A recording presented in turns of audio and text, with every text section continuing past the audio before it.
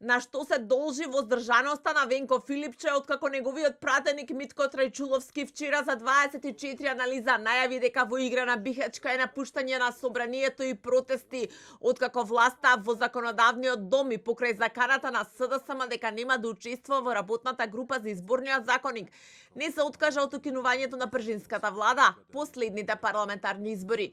Филипче повтори дека ќе го бойкотираат изборниот законник, но не одговори конкретно на прашањето за напуштање на собранието. Ние рековме дека ќе напуштиме прво дебатата и учеството во работната група за изборниот закон. Доколку овој закон за влада не се повлече. Па оттаму ќе видиме како ќе делуваме понатаму, но сите демократски механизми ќе ги искористиме.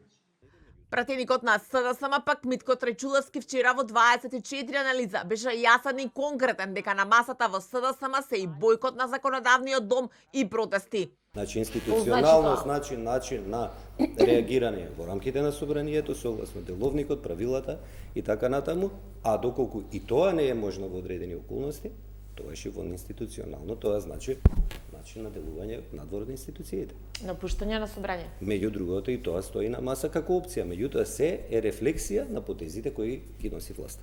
Протести? Се е во опција. За партијата на Христијан Мицковски ставот на Филипче е ретерирање. Очигледно е дека Венко Филипче се фати во сопствените лаги и станува се повидлив стравот од сопствениот пораз. Вчера Митко Трајчулевски од СДС се закани дека ќе излегле од собрание ако се укинала техничката влада, а денес Филипче ретерираше од овој нивен став. Тоа е за поздравување, бидејќи така СДС се враќа на нивниот прв став за укинување на техничката влада. И додека мнозинството само најавува дека има поддршка за укинување на пржинската влада од САД и Европската унија, но нема докази. А освен СДСМ, од пржинската четворка против ЕИДУИ, најавите се дека во понеделник законот ќе се донесе. Мицковски доби отворена поддршка од шефицата на државата. За мене измените во законот за владата што се однесуваат на техничката влада и тогаш и сега се неуставни.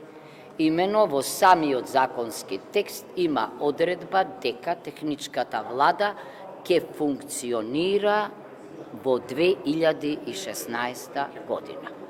Ние го продолживме нејзиното функционирање.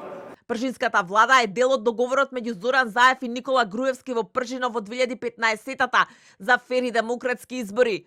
Од тогаш досега нејзино укинување и постоење бараа наизменично и СДСМ и ВМРО ДПМН.